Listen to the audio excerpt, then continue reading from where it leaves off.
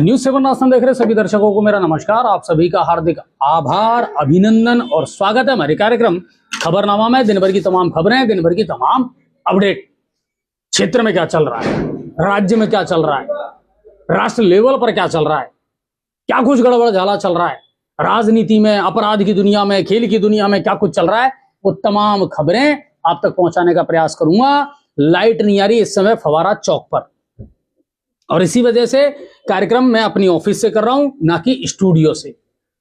इसलिए सिर्फ फेसबुक पर कार्यक्रम आ रहा है। फटाफट जुड़ते चलो और भाइयों शेयर करते चलो, क्योंकि यूट्यूब पर कार्यक्रम नहीं है, फेसबुक पर कार्यक्रम है। सिर्फ क्योंकि कोई पता नहीं, अगर वहां इन्वर्टर की वजह से लाइट चालू करके और कार्यक्रम चलाते भी, और अगर बीच में डिस्टर्ब हो जाता तो तुम गाली देते। तो मैंने सोचा कि नहीं, बीच में डिस्टर्ब हो इससे अच्छा यह है कि हम कार्यक्रम ऑफिस से चला दें। लोगों तक खबर पहुंचनी चाहिए, लोगों तक समाचार पहुंचने चाहिए। जुड़ते चलो, शेयर करते चलो, जितने भी दर्शक हैं, है ना। और तमाम जो क्षेत्र की खबरें वो भी आपको बताऊंगा। इसके अलावा कुछ अहम खबरें भी आई है आज। हाँ, कुछ इंपॉर्टेंट खबरें भी आई हैं जिनको आप तक पहुंचाने का प्रयास करूंगा। तो जितने दर्शक हैं जुड़ते चलो, शेयर करते चलो, ज्यादा से ज्यादा लोगों को जोड़ते चलो। अभी बहुत कम लोग नजर आ रहे हैं, और बिल्कुल सबको नमस्कार, सबको दुआ सलाम, है ना। सबको बहुत बहुत धन्यवाद। जुड़ते चलो भैया और शेयर करते चलो। आशी अग्रवाल जी हैं, जय श्री श्याम। इसके अलावा राजेश बैरवा हैं भाई, जय सर जी, जय भीम। बिल्कुल जय भीम। और आप कैसे हो? बिल्कुल बढ़िया। लखन सैनी है, जुड़ते चलो। तो फटाफट जुड़ो यार, कम लोग जुड़ रहे हैं अभी तक, और नजर भी कम लोग आ रहे हैं। सोनू जी कह रहे हैं, अजय भाई साहब मैंने आपको व्हाट्सएप पर वीडियो और पता लिख दिया है, वहां पर पाइपलाइन फटी हुई है, काफी सारा पानी फैला हुआ है। भाई साहब बिल्कुल, जिनको भेजनी थी उनको भेज भी दी मैंने, मैं उतना टाइम नहीं लेता। जिनको भेजनी थी उनको भेज भी दी। अगर पानी लीकेज वाली कोई समस्या थी तो मैंने भेज दिया उसको, है ना। मोहसिन भाई जुड़े हैं, भाई साहब नमस्कार, स्वागत है आपका भी। नीरज गुप्ता है भाई, जय श्री श्याम, स्वागत है आपका भी। वार्ड नंबर 1 गाड़ी मिर्जापुर। भाई बार बार मत लिखो, आपने लिख दिया, मैंने भेज दिया, ठीक है ना। और कोई बात है तो आप लिखें। त्रिलोक गुप्ता, भाई साहब नमस्कार, स्वागत है आपका भी। अप्पू जी, आज के लाइव प्रोग्राम गीता देवी नरूका का बहुत अच्छा था। बहुत बहुत धन्यवाद अप्पू भाई। ये हमारी शुरुआत है ना। वैशाली जो है ना, वो थोड़ी सी कोशिश कर रही है सर। उस लड़की ने कभी एंकरिंग की नहीं, पर वो करना चाहती है थोड़ा सा, और मैं भी पूरी कोशिश ये कर रहा हूं कि वो इस क्षेत्र में या इस फील्ड में अपना थोड़ा सा अपनी एक पहचान बनाए। लेकिन उसका प्रयास जो था ना, वो सराहनीय था। बिल्कुल, वो पहला ही एपिसोड था। और गीता मैम के बारे में तो क्या कहें सर, आप और हम जानते हैं उनका जो कार्यकाल था वो बढ़िया रहा है सर। और उस समय जो विकास गंगापुर का हुआ है, या जो छवि उन्होंने अपनी बनाई है, वो औसम है सर, ठीक है। लेकिन बहुत अच्छा कार्यक्रम था वो, और मुझे भी अच्छा लगा। और जो जितना पूछ सकते थे हम, जितना जान सकते थे उनसे, उतना जाना भी है। और गीता मैम ने अपनी एक जो छवि बनाई है ना एज ए चेयरमैन, वो सबसे अलग बनाई है, ठीक है ना। अब 2-5 साल में बहुत कुछ ऐसा घटित हो गया सर कि बहुत कुछ बदल गई गंगापुर की राजनीति, वो दौर अलग था। बाकी विकास के काम बहुत अच्छे हुए हैं। टॉक शो में आगे भी हम बहुत अच्छे व्यक्तित्व से आपकी मुलाकात करवाते रहेंगे, ठीक है। बहुत बहुत धन्यवाद आपने जो अप्रिसिएशन दिया उसके लिए। सर मेरे मोबाइल में नोटिफिकेशन नहीं आ रहा है और शेयर करना पड़ता है। महेश भाई, आपके में नहीं, खुद हमारे में नहीं आ रहा। आपके में नहीं, हमारे में भी नहीं आ रहा। कारण यह है, ये आपका और हमारा फॉल्ट नहीं है ना, हमारे यहां से कोई दिक्कत है, ये फेसबुक का फॉल्ट है। और जल्दी ठीक हो जाएगा। कुछ दर्शकों के आने भी लग गए हैं, है ना, और कुछ के नहीं भी आ रहे हैं। तो वो एक सामूहिक समस्या सर, कॉमन समस्या है, उसमें हम भी कुछ नहीं कर पा रहे। चौराहे पर लाइट बंद है, लगवाने के लिए क्या करें, किससे संपर्क करें जिससे चौराहे पर लाइट लग जाए और लोगों के हो रहे अपराध को रोक सकें। बिंदास भाई, आज इसको लेकर के मैंने एसडीएम साहब से भी मुलाकात की थी। रोड लाइट को लेकर के अब आप जो नगर परिषद में स्टोर कीपर है राहुल कौशल, उनसे संपर्क कर सकते हैं। कारण यह है, देखो वो कहते हैं something is better than the nothing, है ना। 5 साल का जो कार्यकाल था उसमें हमने खूब तो गालियां दे ली, हमारे सभापति को खूब गालियां दे ली हमने, अपने वार्ड पार्षदों को। लेकिन रोते बिलोते काम तो करवाया कम से कम, या तो पतो भाई या सुकेणी है। अब नगर परिषद को हो कार्यकाल खत्म, अब समझ में या कौन आ रही जनता के कि अब केमा तो कौन सु केमा। ठीक है ना। आज मैंने एसडीएम साहब से मुलाकात की थी रोड लाइटों को लेकर के भी और कई इश्यूज को लेकर के भी, और उन्होंने कहा कि बिल्कुल अगर रोड लाइटों से संबंधित कोई इश्यू है तो आप स्टोर कीपर जो है राहुल कौशल जी, उनसे संपर्क कर सकते हैं। जहां भी डिमांड होगी बिल्कुल रोड लाइट उपलब्ध करवाई जाएगी। बाकी आप मेरे पास भेज दें, मैं राहुल भैया तक पहुंचा दूंगा और आपको रोड लाइट वाली समस्याओं का समाधान करवा देंगे हम। देवी अप्पू जी कह रहे हैं गीता देवी जी के नरूका जी के कार्यकाल में 5 साल में नहीं काम किया था। 5 साल में नहीं काम किया था मतलब क्या लिखना? तेरे रोडवेज बस मिली है ऋषिकेश भाई, वो कौन कौन से रूट पर चलेगी? बिल्कुल हमारे यहां नहीं मिली, ज्यादातर टोंक को मिली है और खंडार के लिए मिली है। कुछ बसें मध्य प्रदेश और श्योपुर के लिए भी चालू की हैं। अपने यहां कुछ नहीं मिला और मिलेगा भी क्यों यार? कहां है गंगापुर? कौन मानता गंगापुर को? जिला कलेक्टर की डायरी में गंगापुर का कोई लेना देना नहीं है, एसपी महोदय की डायरी में गंगापुर सिटी का कोई लेना देना नहीं है। आप क्या मान रहे हो गंगापुर को? गंगापुर अनाथ है इस समय, तो ज्यादा उम्मीद किसी से मत करो। ये तो आप और हमें जो थोड़ी सी लड़ाई लड़ रहे हैं। बाकी जिन रूटों पर आप चाह रहे हो उसको लेकर के डेफिनेटली मैं बातचीत भी करूंगा और आज भी मेरी बातचीत हुई थी। ठीक है ना। वहां जो डिपो के हमारे अधिकारी हैं सवाई माधोपुर, उनसे मेरी आज भी बात हुई थी। उन्होंने कहा था फरवरी में कुछ और गाड़ियां आने वाली हैं और बिल्कुल मैं इस बात को आपसे कह रहा हूं, मेरा पूरा प्रयास है सवाई माधोपुर से महावीर जी के लिए एक रोडवेज बस तो हम चालू करवाएंगे ही। ठीक है ना। बहुत सारी चीजें हैं मेरे जहन में। 1 साल तक के बच्चों का आधार कार्ड कहां बनेगा? बिल्कुल 0 से 5 साल तक के आधार कार्ड बन रहे हैं। अब इसको लेकर के अभियान भी चल रहे हैं, थोड़ा सा सजग रहना आप। सर आप आज की जरूरत गीता देवी जी नरूका है, उनके जैसी सभापति को भी राजनेता नहीं हो सकता। नहीं, अच्छा काम किया उन्होंने। आज किसानों का ट्रैक्टर रैली निकली सवाई माधोपुर में, बिल्कुल उस पर विस्तार से जानकारी दूंगा। सवाई माधोपुर जिले में बजरी खनन की लीज आवंटित कब होगी? भाई मैंने बता तो दिया, अभी टोंक में शुरू हुई है और 100 हेक्टेयर से कम की जो छोटी लीज हैं वो और भी चालू होंगी। 1-2 दिन में इसको लेकर के भी नोटिफिकेशन आ जाएगा, है ना। अभी टोंक में शुरू हुई है, सवाई माधोपुर में भी 100 हेक्टेयर से कम की जो लीज है ना वो शुरू हो जाएगी। और सर मैंने आपने बोला था कि मुझे एक एप्लीकेशन भेज दो, जो कि मैंने आपको भेज दी रोड लाइट की शिकायत को। हाँ तो भाई मिल गई ना मेरे को, मैंने बता तो दी था आपको, 2-3 दिन पहले ही बता दिया था। चलिए खबरों का सिलसिला हम शुरू करते हैं। आज तारीख है 21 जनवरी और बार है बुधवार। राष्ट्रीय लेवल की जो बड़ी खबर है वहां से मैं शुरुआत कर देता हूं।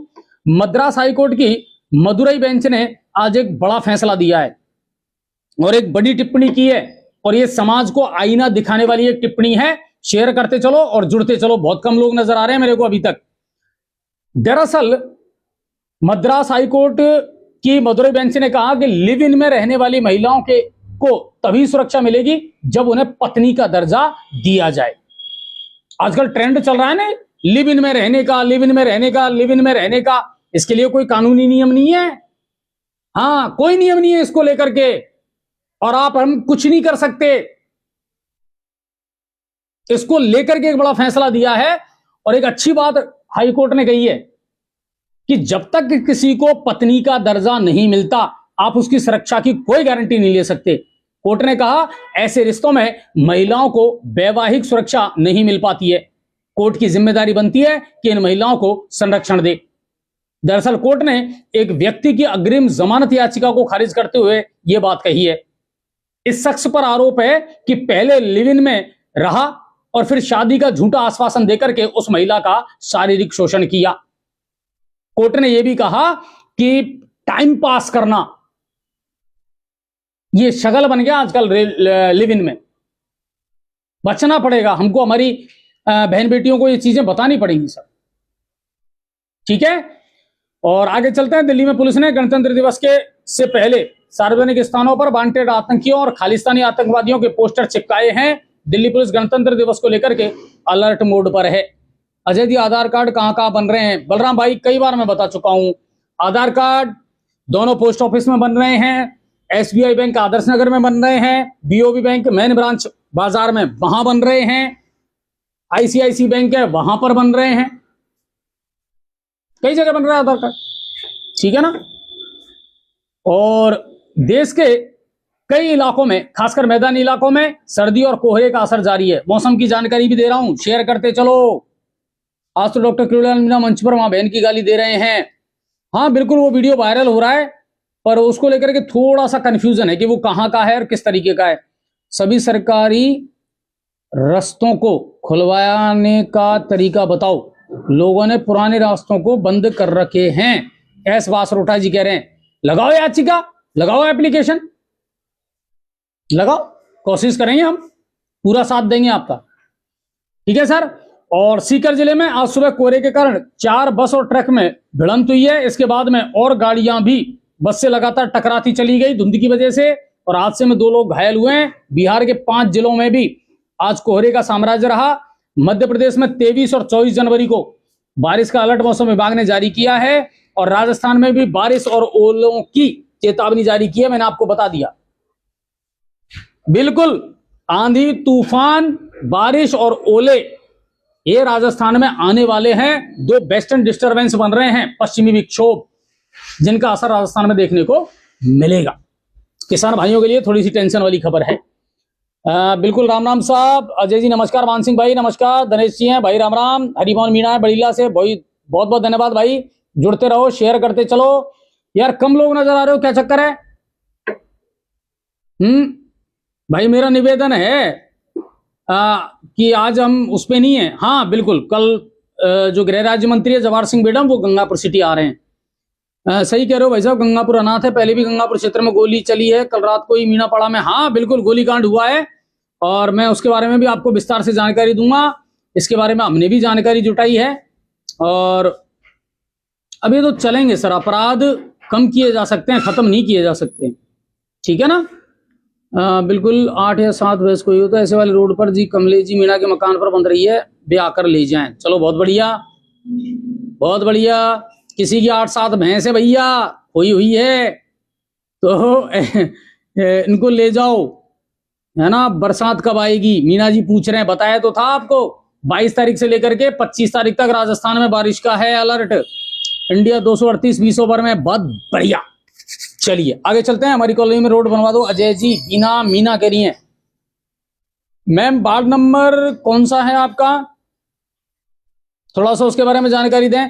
और मैं बताऊं आपको सबसे बड़ी समस्या क्या आ रही है, जो कॉलोनियां नई बनी है ना, जिसमें अभी आबादी पूरी तरीके से नहीं बन पाई है, छितराई हुई आबादी है, वहां ये समस्या आ रही है, वहां ये समस्या आ रही है। लेकिन एक बात याद रखिए, विकास के कामों के लिए लड़ाई लंबी लड़नी पड़ेगी, एकदम अचानक से कुछ नहीं हो सकता, लड़ाई लंबी लड़नी पड़ेगी।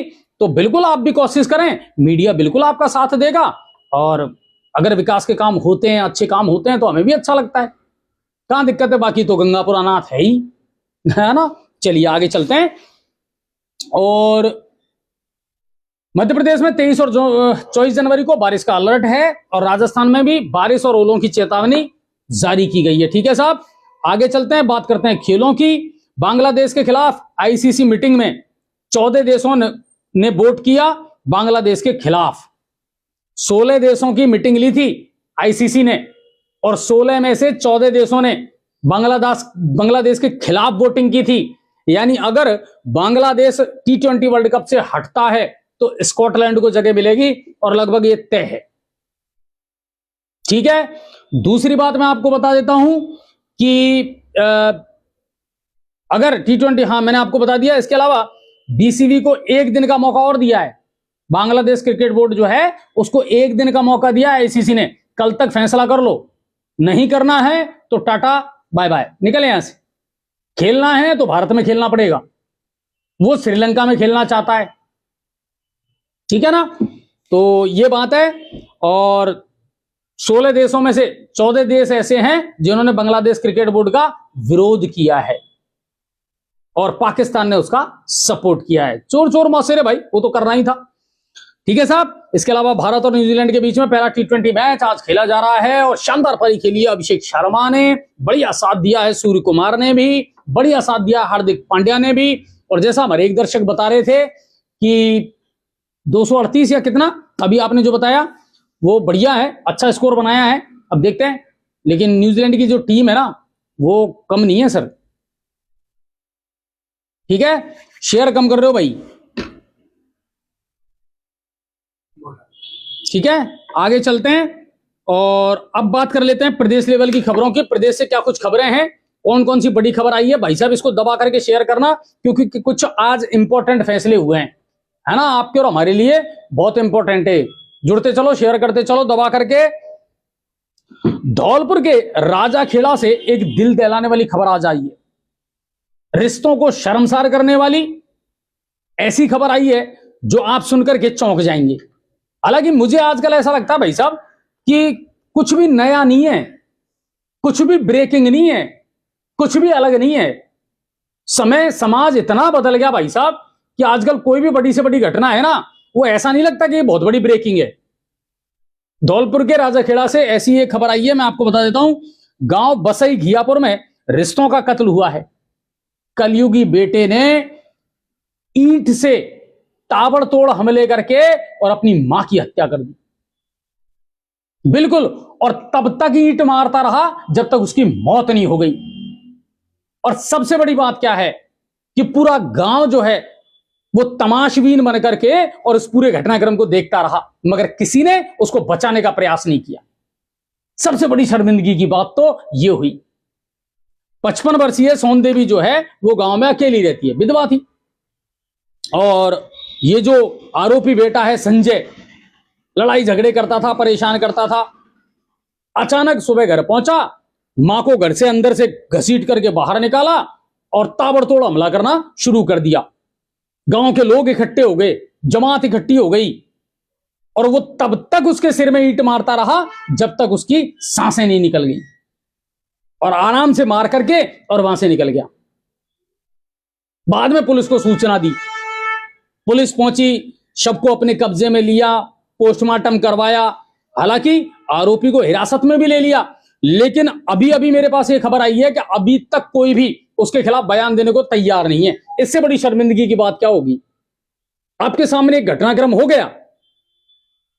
पहली बात तो सबसे बड़ी बात कि तुम इतने बड़े नपुंसक थे कि तुम्हारे सामने एक घटनाक्रम होता रहा और तुमने कुछ नहीं किया, और अब तुम पुलिस का भी साथ नहीं दे रहे। कितनी बड़ी शर्मिंदगी की बात है। यह घटनाक्रम हुआ है राजाखेड़ा में। ठीक है साहब, आगे चलते हैं। और बूंदी जिले के जिला कलेक्ट्रेट के बाहर एक बड़ा हादसा आज टल गया, भगवान का शुक्र था। एक निजी स्कूल की वैन में अचानक आग लग गई, लेकिन लोगों और ड्राइवर की तत्परता से बच्चों को सुरक्षित बाहर निकाल लिया गया। और वैन में एलपीजी का सिलेंडर लगा हुआ था, लेकिन आगे के हिस्से में आग लगी। शुक्र है कि बड़ा हादसा नहीं हुआ। यानी शिक्षा विभाग में अभी भी धांधलियां चल रही हैं, शिक्षा विभाग में अभी भी भ्रष्टाचार चल रहा है। शिक्षा विभाग में कितने ही आप कोशिश कर लो, निजी विद्यालयों की मनमानी अभी तक नहीं रुक पा रही है। शेयर करते चलो। 239 का टारगेट, चलिए बहुत बढ़िया है। रिंकू सिंह ने 44 रन की पारी खेल दी, गजब। घनश्याम बैरवा जी, पत्रकार महोदय जी, आप भी अच्छी बातों पर ध्यान नहीं देते। गायों के लिए हिंदू परिषद वाले 100 तरीके की बातें करते हैं, किंतु हमने एक खबर देखी, गायों की स्थिति बहुत खराब है। आपकी राय से इस बारे में क्या है, थोड़ा हमें बताएं। तो क्या करें हम क्या करें? आपने तो लिख दिया पत्रकार महोदय जी, आप भी अच्छी बातों पर ध्यान नहीं देते, तो क्या करें हम? पत्रकार महोदय जाकर के गायों के लिए गौशाला खोलें? मैं आप ही से पूछना चाह रहा हूं घनश्याम जी, आपने क्या कर लिया? जिनको इतनी दया आ रही है उन्होंने क्या कर लिया? दूसरों पर उंगली उठाना बहुत आसान है सर, ठीक है ना। बाकी हम मुर्दे हैं, हम सोशल मीडिया के इतने बड़े पिछलग्गू हैं कि सिर्फ इसी पर टिप्पणी कर सकते हैं, अपना काम हम भी नहीं करते। मीडिया तो अपना काम कर रहा है, मीडिया का क्या दोष है? मीडिया तो आपको खबरें भी बता रहा है, मीडिया तो रोजाना मुद्दे, विवाद, समस्याएं सब उठा रहा है। और मुद्दे मीडिया अगर उठाए, समस्याएं मीडिया अगर उठाए, तो मोदी मीडिया, गोदी मीडिया, बिकाऊ मीडिया, क्या करेगा मीडिया? बताइए आप। मीडिया भी जनता के पीछे चल रहा है, कैमरे के सामने आकर के कोई बोलता नहीं है, अपनी तरफ से कोई पहल करता नहीं है, प्रशासन अपनी मनमानी कर रहा है, नेता अपनी मनमानी कर रहे हैं, जनता पिछलग्गू बनी हुई है, किसी का भी झंडा लेकर के आप लोग और हम लोग चल देते हैं, फिर क्या करेगा मीडिया? मीडिया क्या करे बताओ? मीडिया गायों को बनाए, गायों के लिए घर बनाए, गौशाला बनाए, मीडिया सड़कें बनाए। सोचने वाली बात है sir. Media is only medium, हम सिर्फ माध्यम हैं, हमारे पास वो पावर नहीं है, और जनता के पास जो ताकत है जनता उसका इस्तेमाल नहीं करती। सोचने वाली बात है। आपने तो कह दिया, ठीक है, आगे चलते हैं। गांव में सुअर और गायों के किसानों की जीना हराम कर रखा है, बिल्कुल कर रखा है, सही बात है। कृषि विभाग के अधिकारियों से 50 बार हम मिल लिए, उनके पास भी कोई इलाज नहीं है, कोई समाधान नहीं है इसका। समय बदल गया, परिस्थितियां बदल गई, किसानों की समस्याएं बदल गई बेचारों की। हर रोज एक चुनौती का सामना किसान कर रहा है। सच्चाई है, शायद सरकार को नहीं दिखती, प्रशासन को नहीं दिखती।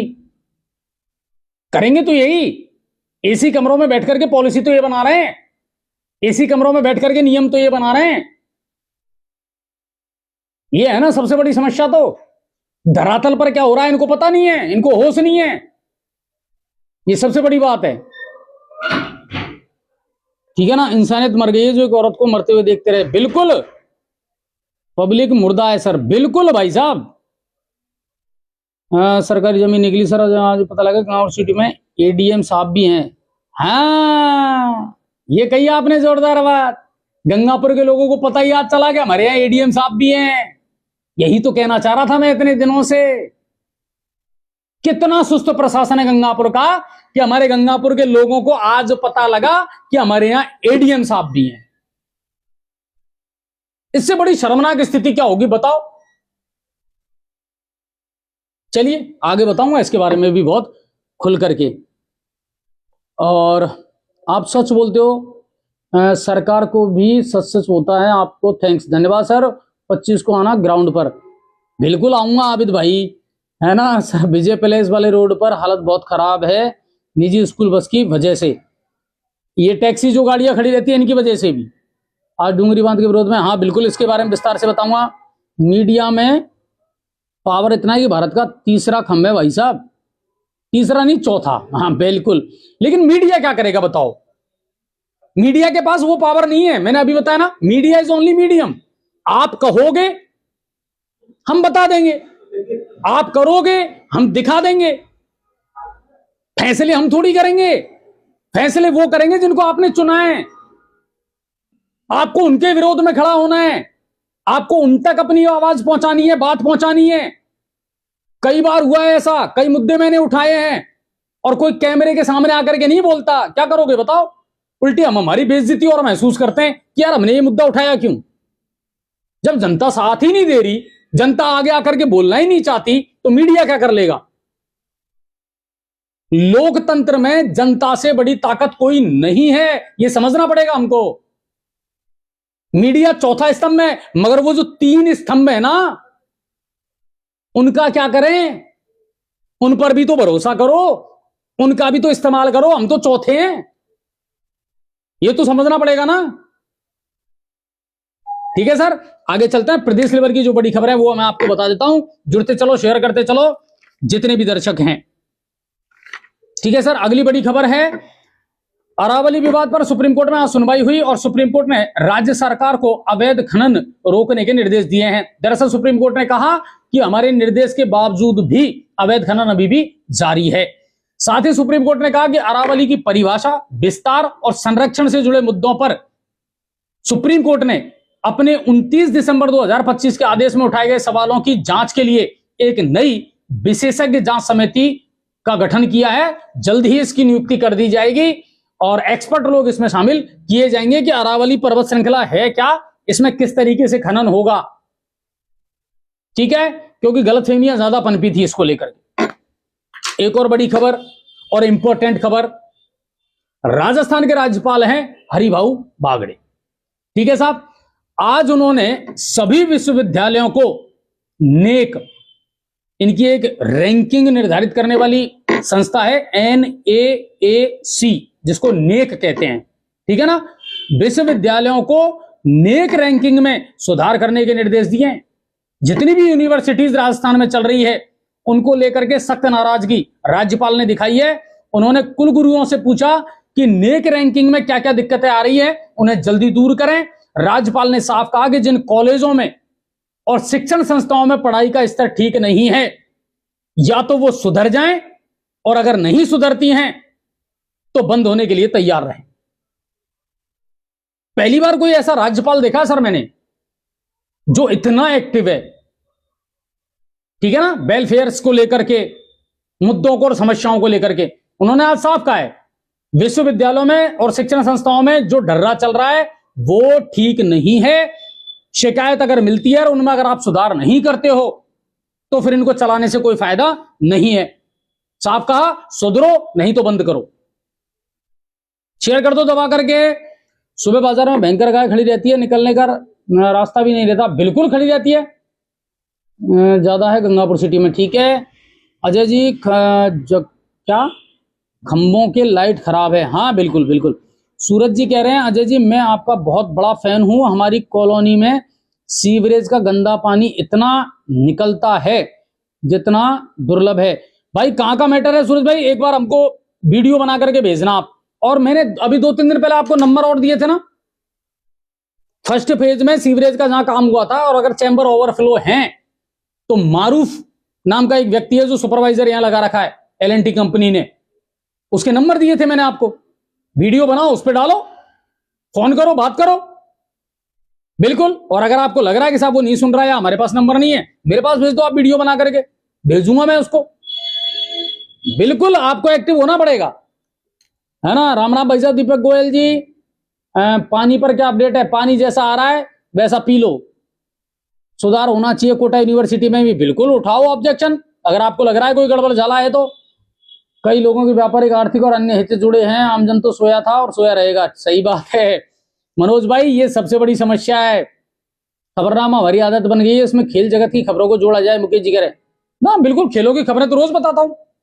खेल है, मौसम है, विदेश है, आप लोगों के कहने पर ही जोड़ा है हमने ये, ठीक है साहब। और जब तक ये जनता नेताओं के पीछे चलना बंद हो जाएगी ये देश सुधर जाएगा। यस, इनका झंडा लेकर के चलना छोड़ दोगे ना, उस दिन ये देश सुधर जाएगा। हम कांग्रेस के हैं कट्टर, हम कट्टर बीजेपी के हैं, हम फलाने के हैं, हम ढीके के हैं, तो चलते चलो इनके पीछे पीछे, और ये तुम्हें इस्तेमाल करते रहेंगे। यही तो हो रहा है। ठीक है साहब, राधे राधे साहब, सभी को बहुत बहुत धन्यवाद। रबाज भाई बहुत बहुत धन्यवाद, जुड़ते चलो। सूरजमल प्रजापति, अजय जी तुम्हारे गांव का रोड भी बहुत खराब हो रहा है। जाहिद खान, कौन से गांव का? हाँ 2 गांव है मेरे, एक जन्मभूमि और एक कर्मभूमि। कौन से गांव का रोड खराब है वो भी बता देना। जो जन्मभूमि है उसका तो रोड ठीक है, ठीक है ना, और कर्मभूमि या धर्मभूमि जो है उसका जरूर गड़बड़ है, मुझे मालूम है। ठीक है ना। मौसम की खबर बता दी भाई मैंने शुरू में, है ना विष्णु भाई। चलिए आगे चलते हैं। और अजमेर एसीबी ने आज एक बड़ी कार्रवाई करते हुए एक वीडियो को 5500 रुपए रिश्वत लेते ट्रैप किया है। पंचायत समिति किशनगढ़ के ग्राम पंचायत भिलावट में वीडियो मूल सिंह ने पुश्तैनी पट्टा बनाने की एवज में 7000 रुपए की मांग की थी। 5500 रुपए में डील हुई। परिवादी ने मामला एसीबी में दर्ज करवा दिया, तुरंत ट्रैप कर लिया। अब एक बड़ी इंपॉर्टेंट खबर है, शेयर करना है इसको दबा करके। देखो आज सीएम भजनलाल शर्मा की अध्यक्षता में मंत्रिमंडल की बैठक हुई। बजट से पहले ये इंपॉर्टेंट बैठक थी और कुछ मुद्दों पर इसको लेकर के चर्चा हुई है। इसमें एक नए कानून को लेकर के चर्चा हुई है और राजस्थान में एक नया कानून आने वाला है गुजरात की तर्ज पर। गुजरात की तर्ज पर एक नया कानून आने वाला है और वो कानून क्या है, उसके मायने क्या हैं, वो मैं आपको बता देता हूं। आसानी से समझाने का प्रयास करूंगा अगर आपके समझ में आ जाए तो। इसमें अशांति या डिस्टर्ब क्षेत्रों में अचल संपत्तियों को ट्रांसफर या बेचने के संबंध में एक बिल को आज मंजूरी दे दी। भाई शेयर करते चलना और पढ़ते चलना और जुड़ते चलना। दरअसल सरकार कुछ खास परिस्थितियों में कुछ क्षेत्रों को अशांति या डिस्टर्ब घोषित कर सकती है। ऐसे क्षेत्रों में जमीन या मकान की बिक्री या ट्रांसफर पर अब पाबंदी रहेगी। मंत्री जोगाराम पटेल ने इसके बारे में विस्तार से जानकारी देते हुए बताया कि लंबे समय से ऐसे कानून की मांग की जा रही थी। यह कानून गुजरात में लागू है, गुजरात में लागू है, और वहां का विश्लेषण करने के बाद ही राजस्थान सरकार ने इस कानून को यहां लागू करने का फैसला किया है। इस कानून में क्या है मैं आपको बता देता हूं। कुछ विशेष या कुछ इलाके ऐसे होते हैं जिसमें एक विशेष समुदाय रहता है, कोई भी मान लीजिए आप, कोई विशेष समुदाय रहता है और दूसरे समुदाय के लोग कम हैं। विशेष समुदाय का वर्चस्व ज्यादा, रोजाना लड़ाई झगड़ा करते हैं, सांप्रदायिक तनाव, सांप्रदायिक दंगा पैदा करते हैं। अब ऐसे इलाके में क्या होगा? ऐसे इलाके में यह होगा कि कोई सीधा आदमी है, शरीफ आदमी है, अच्छी जिंदगी जीना चाहता है, वो बेचारा क्या करेगा? तंग आकर के औने पौने दामों में अपनी जमीन बेच करके, मकान बेच करके वहां से पलायन करेगा। और ये बहुत सारे राज्यों में हुआ है। उत्तर प्रदेश का एक घटनाक्रम आपको याद होगा।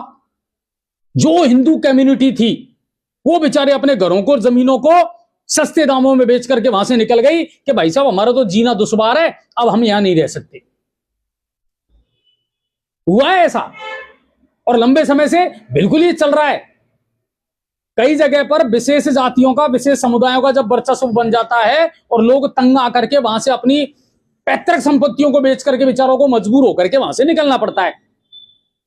राजस्थान सरकार अब इसको लेकर के एक कानून बना रही है कि नो, ऐसे व्यक्तियों की संपत्तियों को ना अब खरीदा जा सकता, ना बेचा जा सकता, ना ट्रांसफर किया जा सकता।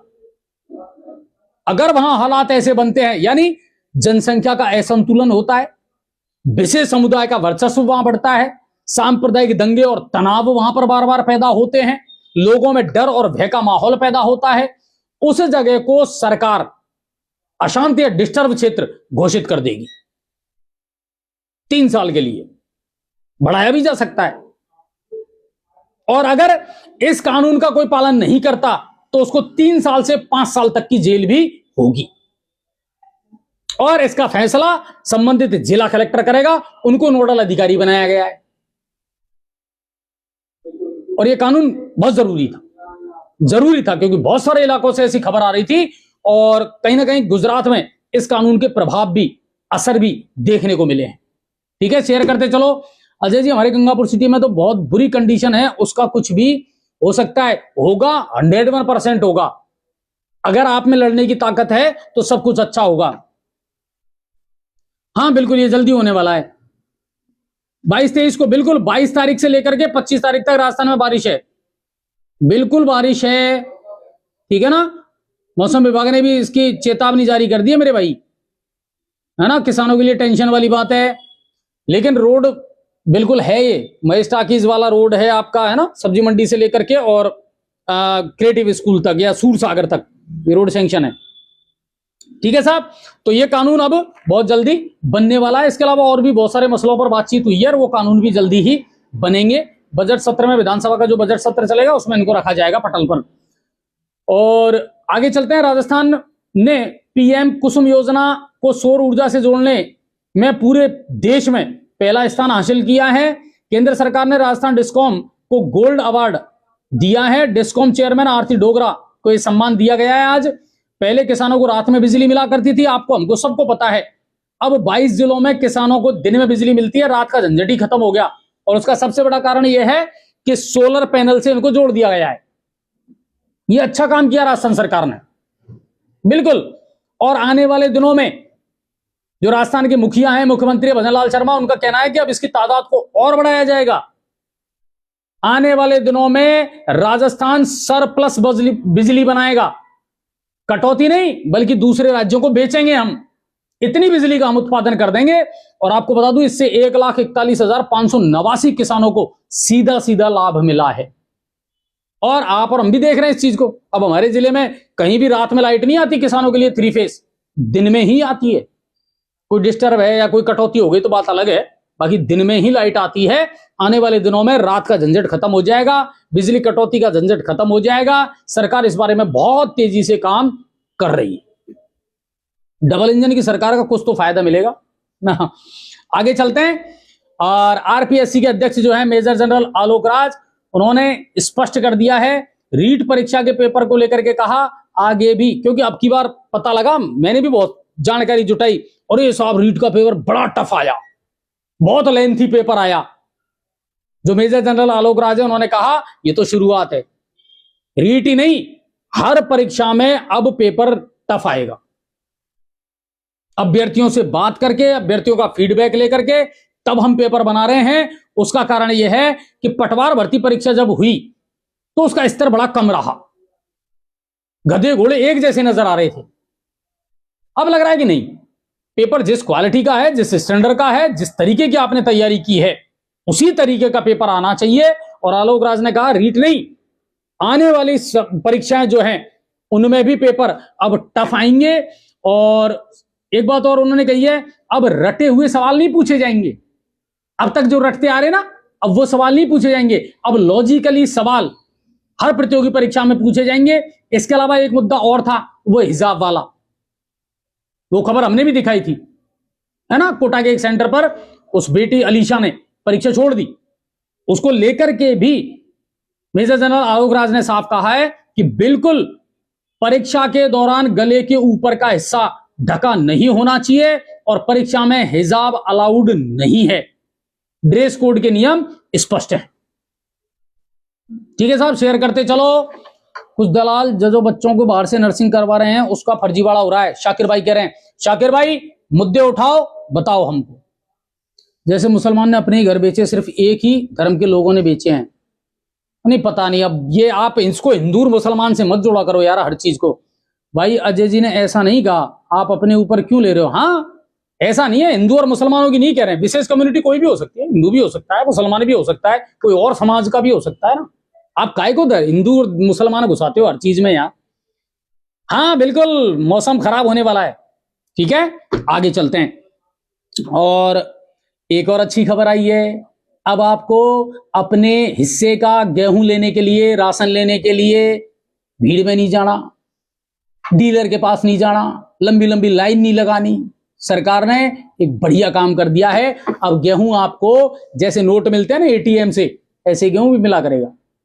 हाँ अब एटीएम से गेहूं मिलेगा, ना मिलावट हो सकती, ना तोल में गड़बड़ झाला हो सकता, ना कोई भ्रष्टाचार हो सकता।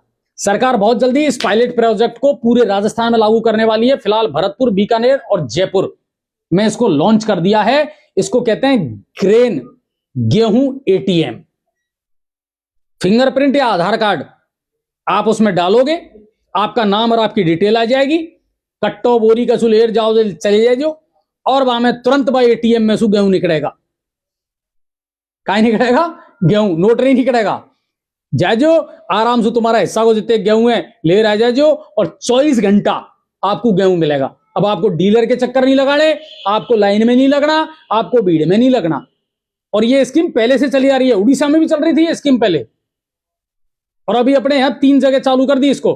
भरतपुर में कर दी, जयपुर में कर दी, बीकानेर में कर दी, पूरे राजस्थान में इसको लागू कर दिया जाएगा। तो एक बहुत बड़ी राहत बेचारे आम आदमी को मिलने वाली है कि अब डीलरों की टेंशन खत्म, आपकी भीड़ की टेंशन खत्म, अब उनके फोन वोन करने की झंझट खत्म। एटीएम पे जाओ, अपने हिस्से का गेहूं लेकर के गेले गेले घर आ जाओ। ठीक है सर, आगे चलते हैं और अब बात कर लेते हैं करौली की। करौली में एसआईआर प्रक्रिया को लेकर के राजनीतिक विवाद बढ़ रहा है। हालांकि मैं इसको कोई विवाद नहीं मानता, इसको जबरदस्ती विवाद बनाया जा रहा है। जब निर्वाचन आयोग ने सारी चीजों को स्पष्ट कर दिया, ओ भैया कोई को नाम कटगो, मान लीजिए कोई दस्तावेज तू नहीं दे पाया तो तेरे पास दोबारा मौका है, जो दस्तावेज तुझसे मांगे जा रहे हैं वो दस्तावेज दे दे और तेरा नाम आ जाएगा लिखा। लेकिन वही आरोप और प्रत्यारोप की राजनीति है।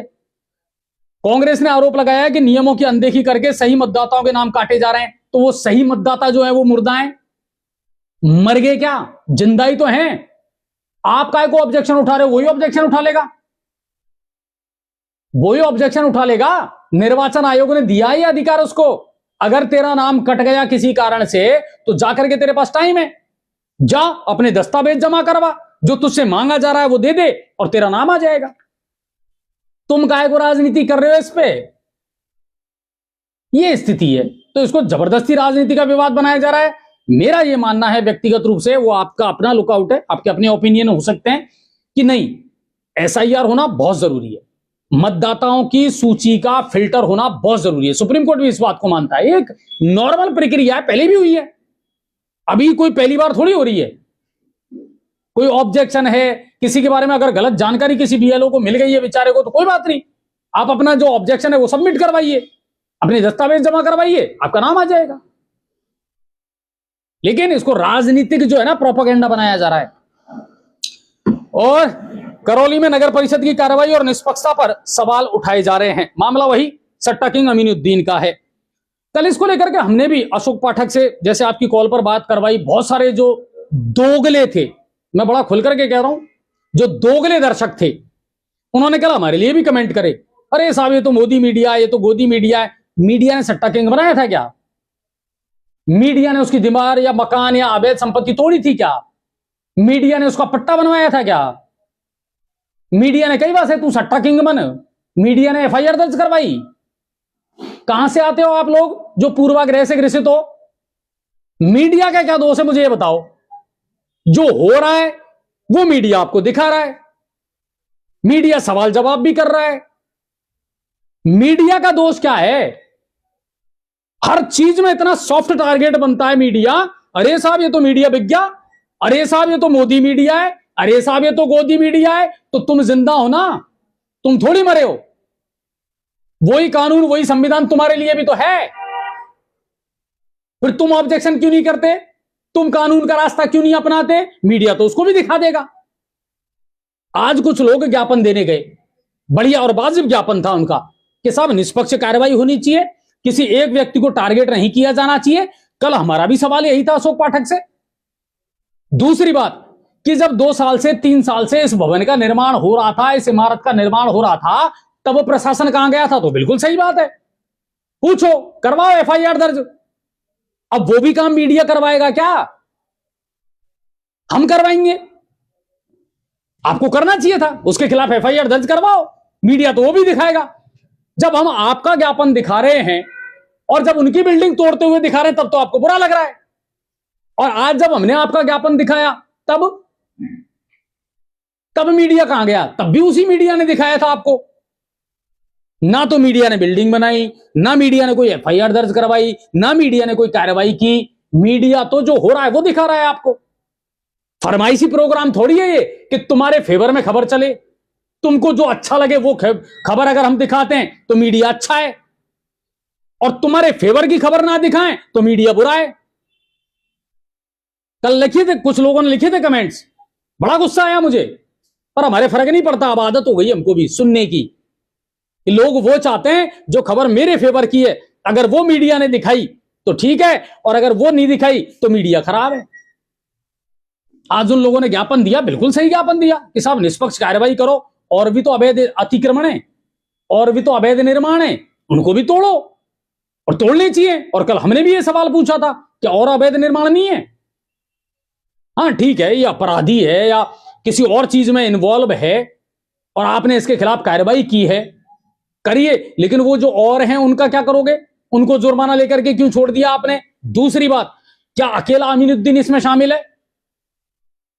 वो प्रशासनिक अधिकारी भी तो इसमें शामिल है जिनकी देखरेख में यह अवैध निर्माण हुआ है, जिन्होंने पट्टा जारी कर दिया, जिन्होंने निर्माण स्वीकृति जारी कर दी। वो अधिकारी कहां है जनाब?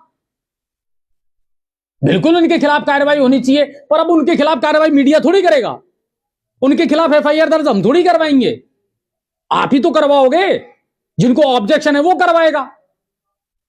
मीडिया इतना सॉफ्ट टारगेट लगता है आजकल लोगों को कि मत पूछो। अरे साहब मीडिया गोदी है, अरे साहब मीडिया मोदी है। दिखाएं भी नहीं, खबरें नहीं चलाएं, वो चलाएं जो तुम चाहते हो, है ना? तुम्हारे फेवर की खबरें होंगी तो मीडिया अच्छा है, तुम्हारे फेवर की खबरें नहीं है तो मीडिया बुरा है। किसको क्या मिल रहा है इसमें बताओ? लेकिन आज इसी को लेकर के कुछ लोगों ने ज्ञापन दिया है और प्रशासन से मांग की है कि साहब निष्पक्ष तरीके से समान कानून के तहत, समान नियम के तहत सब पर एक साथ कार्रवाई होनी चाहिए। ठीक है साहब।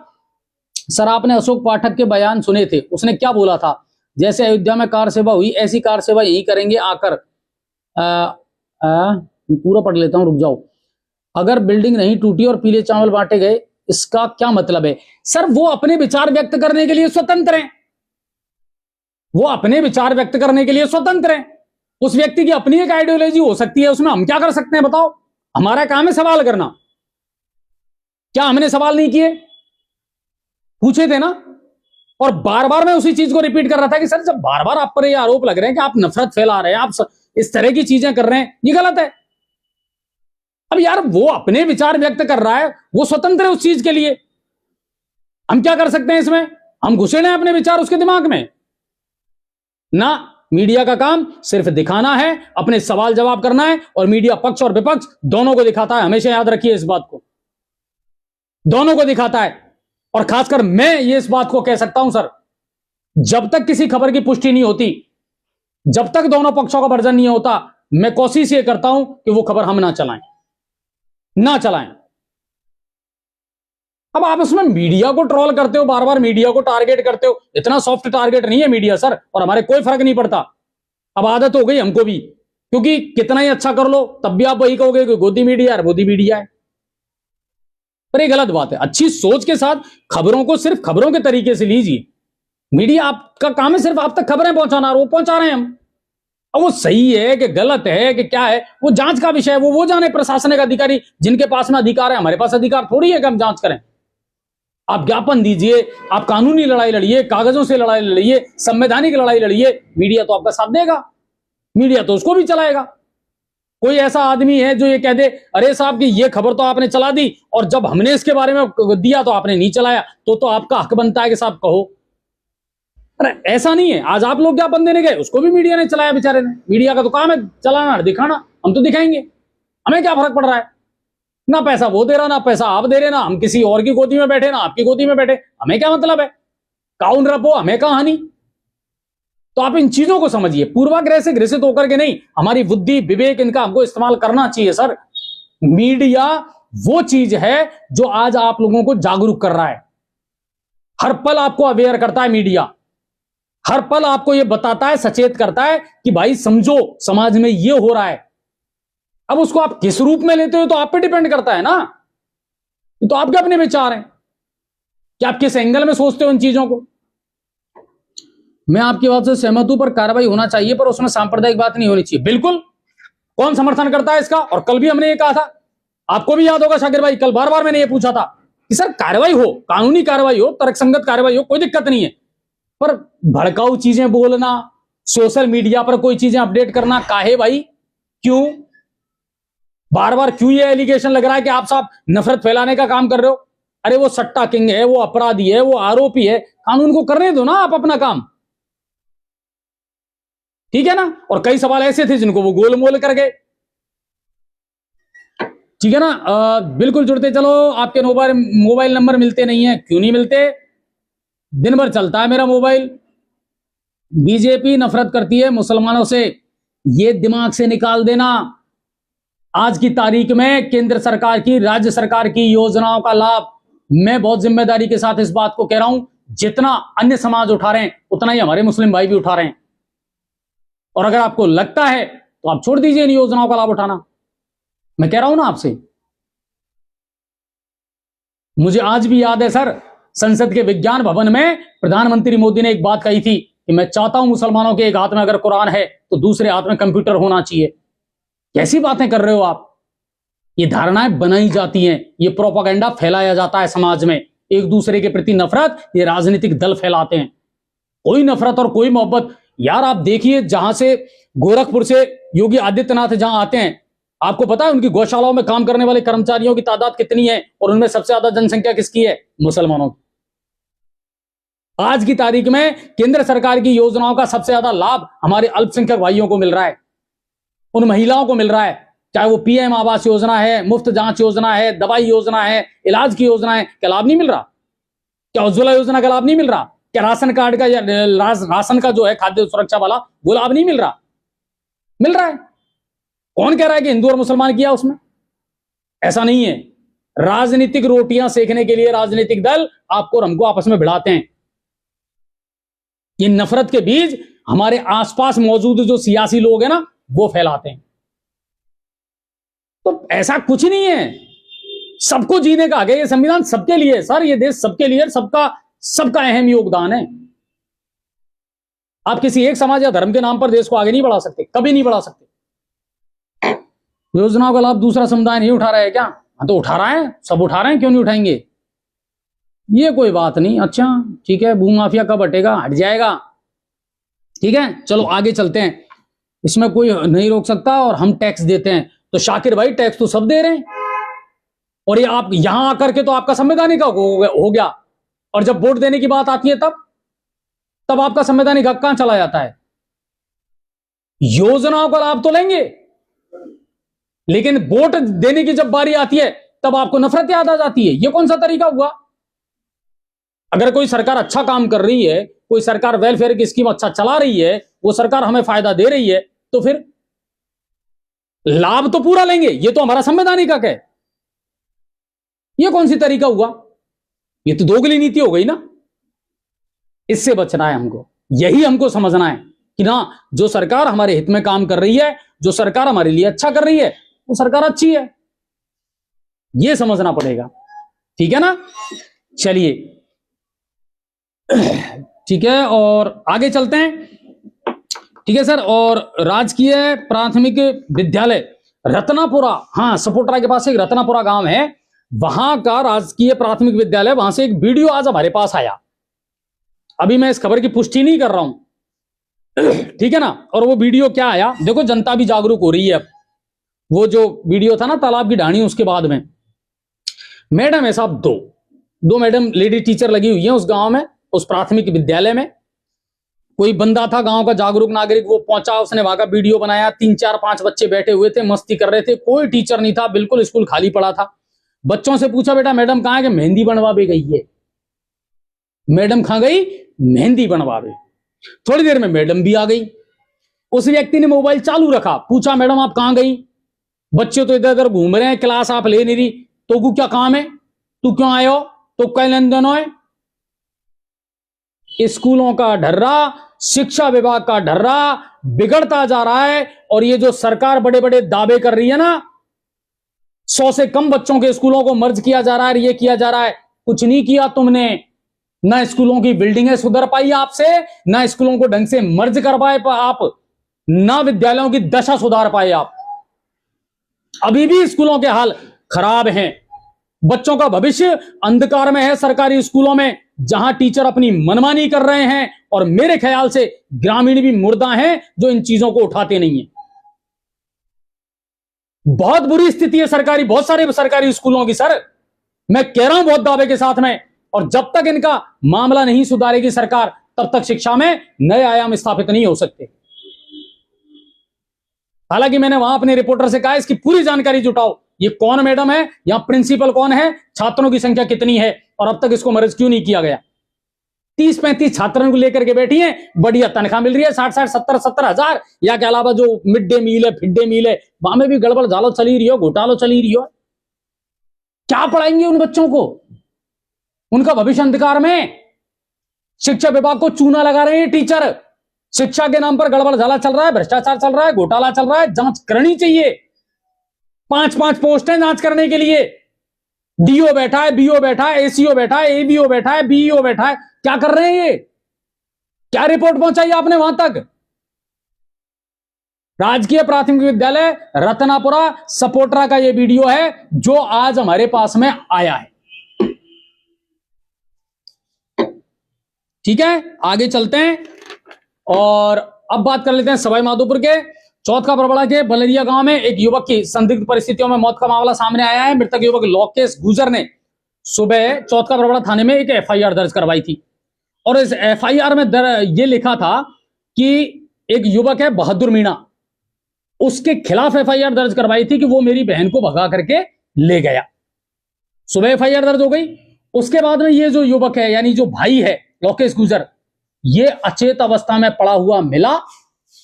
परिजनों को पता लगा, परिजन जब उसको हॉस्पिटल जयपुर लेकर के जा रहे थे, रास्ते में उसने दम तोड़ दिया। परिजनों ने हत्या का मामला दर्ज करवाया है। कहानी में ट्विस्ट तो है, जांच का विषय है और जांच होनी चाहिए। कुनोक्टा खुर्द के स्कूल को भी हटना चाहिए। आज तक किसी भी सरकार ने मुसलमान के हक में काम नहीं करा। भारत में गरीबी रेखा के नीचे जी रहे हैं मुसलमान। साकिर भाई इसके लिए है ना सबसे बड़ी बात जो मैं मानता हूं, देखिए मेरे सबसे ज्यादा दोस्त जो है वो मुसलमान है, मेरी सबसे ज्यादा फैन फॉलोइंग दर्शक जो है वो मुसलमान है। मेरा ये मानना है जब तक किसी भी समाज में शिक्षा और जागृति नहीं फैलेगी ना, तब तक वो समाज तरक्की नहीं कर सकता, नहीं कर सकता। और ये बात कहीं ना कहीं आपको भी स्वीकार करनी पड़ेगी। शिक्षा का स्तर बढ़ाना पड़ेगा, बुनियादी तालीम हमें हमारे बच्चों को देनी पड़ेगी, तब समाज जागरूक होगा, अपने हक के लिए लड़ेगा। ठीक है सर। और इसके अलावा आज डुंगरी बांध के विरोध में निकली साहब ट्रैक्टरों की जबरदस्त रैली।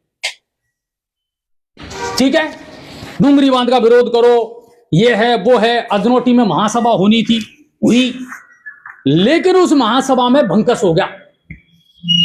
उस महासभा में दो फाड़ हो गई और उसके बाद में शाम को खबर आई, जो हमने ब्रेकिंग लगाई, पुलिस पर पथराव हुआ। कुछ लोग जबरदस्ती जिला मुख्यालय सवाई माधोपुर जाना चाह रहे थे, पुलिस ने उनको रोका।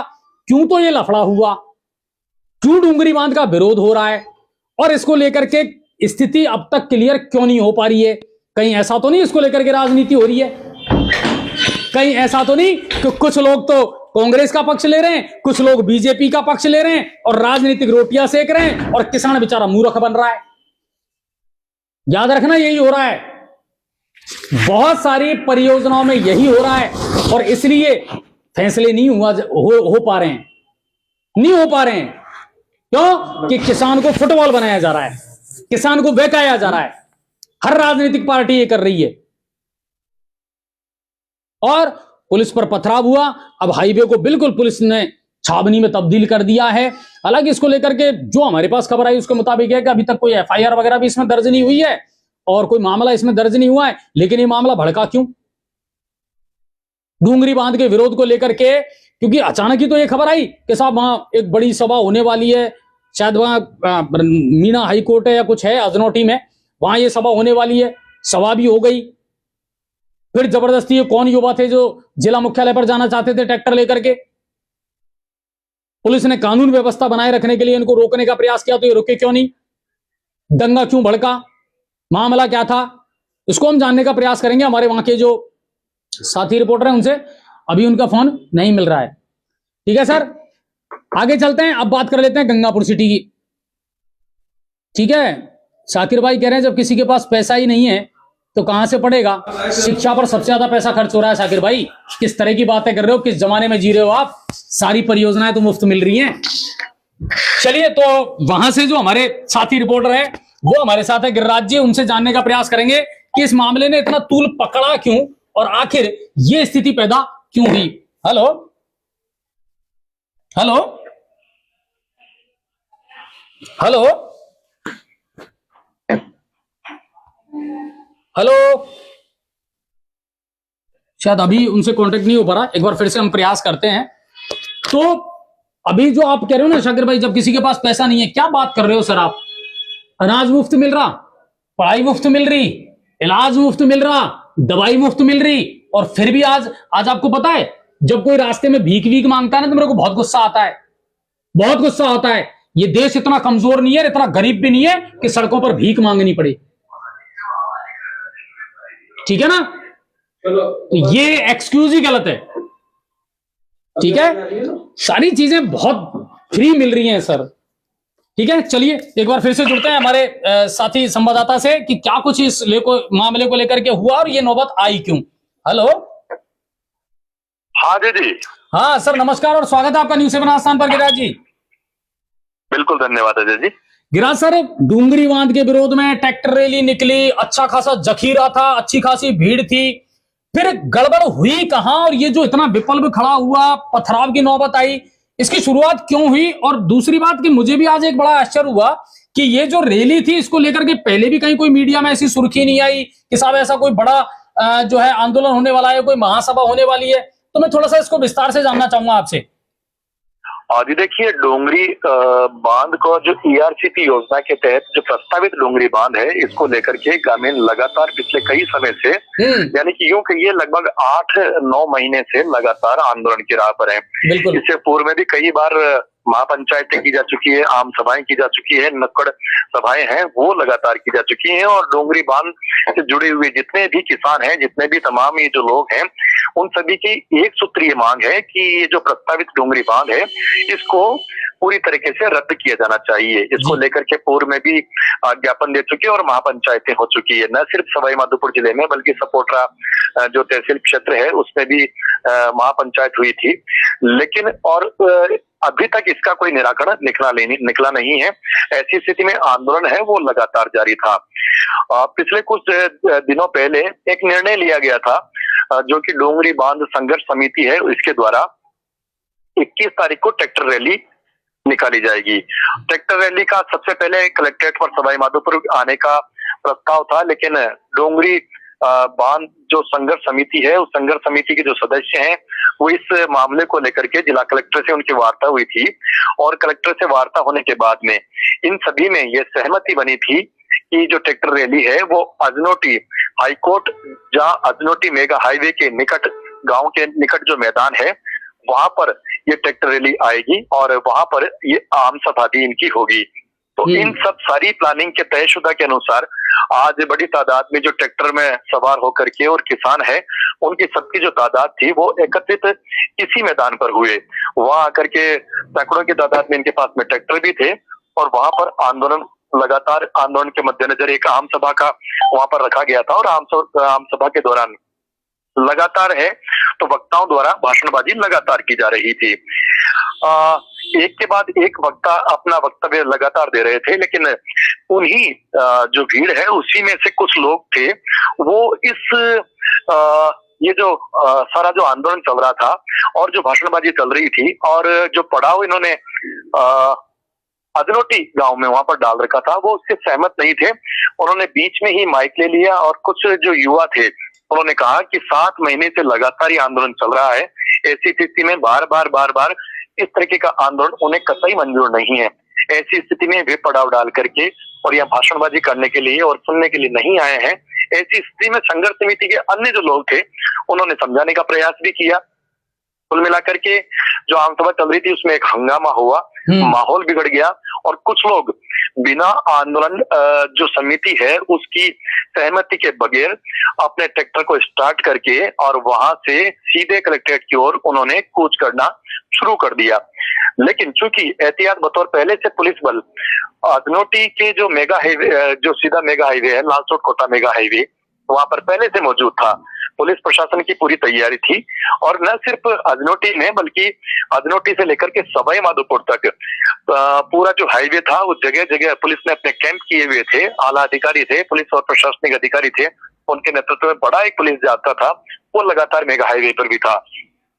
जब उद्वेलित कुछ जो युवा थे वो ट्रैक्टर लेकर के और जब उन्होंने आना शुरू किया तब ऐसी स्थिति में सबसे पहले पुलिस प्रशासन ने उन्हें समझाने की कोशिश की थी कि भी आपका जो आंदोलन चल रहा है वो शांतिपूर्ण तरीके से आप यहीं पर भाषणबाजी करें, यहाँ पर आप अपने आंदोलन को आगे गति दें। लेकिन कुछ जो लोग थे उन्होंने पुलिस की एक नहीं सुनी और लगातार पुलिस ने जिस तरीके से ट्रैक्टरों को रोक रखा था हाईवे पर, पीछे से ट्रैक्टरों के पीछे से आंदोलनकारियों ने पथराव शुरू कर दिया।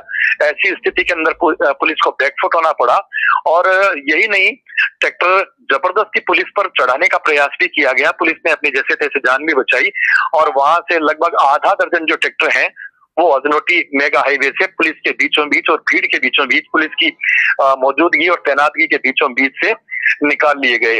वो प्रत्यक्ष तस्वीरों में भी आप देख सकते हैं, न्यूज़ 7 के पास में भी ऐसी तस्वीरें हैं बिल्कुल जो कि लगातार दिखा रहा है और पुलिस ने भी अपनी जैसे तैसे जान बचाई। और उस पथराव में हुआ ये अजय जी कि लगभग 3-4 जो पुलिस की गाड़ियां थी वो क्षतिग्रस्त हुई हैं, उनके कांच टूटे हैं। न्यूज़ 7 के पास में वो तस्वीरें भी हैं जिनके अंदर कांच शीशे टूटे हुए हैं। पुलिस की जो बड़ी बस थी उसको क्षतिग्रस्त किया गया है, उसके शीशे तोड़े गए हैं और इस पथराव में लगभग 5-6 पुलिसकर्मी हैं, उनको चोटें भी आई, उनके पत्थर भी लगे हैं, उनसे चोटें भी आई है। सबसे बड़ी बात यह रही कि इसमें कोई जनहानि नहीं हुई, कोई कैजुअलिटी जैसी ऐसी कोई बात नहीं रही, लेकिन चोटें जरूर आई हैं पुलिसकर्मियों को। और पुलिस ने फिर उसके बाद में मोर्चा एक बार फिर से संभाला और मेगा हाईवे पर जाम के हालात लगातार बन गए और काफी देर तक बड़े वाहन छोटे वाहन गुजरने वाले जितने भी आवागमन का जो रास्ता था लालसोट मेगा हाईवे वो काफी देर तक अवरुद्ध भी रहा। उसके बाद में पुलिस ने बड़ी सूझबूझ के साथ में धीरे धीरे फिर एक बार आवागमन शुरू किया, लेकिन उसके बाद भी जो पुलिस प्रशासन था वो पूरी तरीके से मेगा हाईवे पर जुटा रहा और हर स्थिति पर नियंत्रण बनाए रखने की पुलिस प्रशासन ने पूरी कोशिश की। माहौल तनावपूर्ण हो गया था, लेकिन पुलिस ने बड़ी सूझबूझ के साथ में काम किया और इस जो तमाम जो हालात पैदा हुए उस पर अपना नियंत्रण भी बनाए रखा। अभी गिरिराज जी, अभी स्थिति क्या है मौजूदा वहां की? देखिए, उसके बाद में तकरीबन 1 घंटे के बाद 1 घंटे तक लगातार आम सभा फिर लगातार चलती रही। उसके बाद में आम सभा में निर्णय लिया गया कि सबसे पहले कलेक्टर और एसपी मौके पर पहुंचे। ऐसी स्थिति में जिला प्रशासन ने और पुलिस प्रशासन जो मौके पर मौजूद जो अधिकारी थे उन्होंने अपना पक्ष रखते हुए सीधे आंदोलन जो समिति के लोग हैं उनको स्पष्ट ये जाहिर किया कि यहाँ पर पुलिस के और प्रशासन के दोनों नुमाइंदे हैं और आला अधिकारी हैं, वो मौके पर भी मौजूद हैं। ऐसी स्थिति में मलारना डोंगर की जो एसडीएम है और इसके अलावा जो अतिरिक्त पुलिस अधीक्षक है वो मौका स्थल पर ही पहुंचे और उनकी आम सभा में पहुंचे और वहां पर जो किसान हैं, जो आंदोलन समिति के जो लोग हैं, उन्होंने उनको ज्ञापन सौंपा और ज्ञापन सौंपने के बाद में पुलिस ने, प्रशासन ने वो ज्ञापन भी उनका ले लिया और उसके बाद में आंदोलन जो आज का जो था ट्रैक्टर रैली का उसका समापन हो गया, पटाक्षेप हो गया। हालांकि इस मामले में जो बीच में जो हेजिटेशन हुआ था, पथराव हुआ था, इस मामले में पुलिस और प्रशासन ने एक सीधे तौर पर स्पष्ट किया है कि इस मामले में जांच भी होगी और उच्च अधिकारियों के दिशा निर्देशों पर इस मामले में अगर कोई कार्यवाही बनती होगी तो निश्चित रूप से पुलिस और प्रशासन इस मामले में कार्यवाही भी करेगा। अच्छा, इसको लेकर के गिरिराज जी कोई एफआईआर वगैरह अभी दर्ज थोड़ी हुई है किसी प्रकार से किसी पक्ष की तरफ से? देखिए,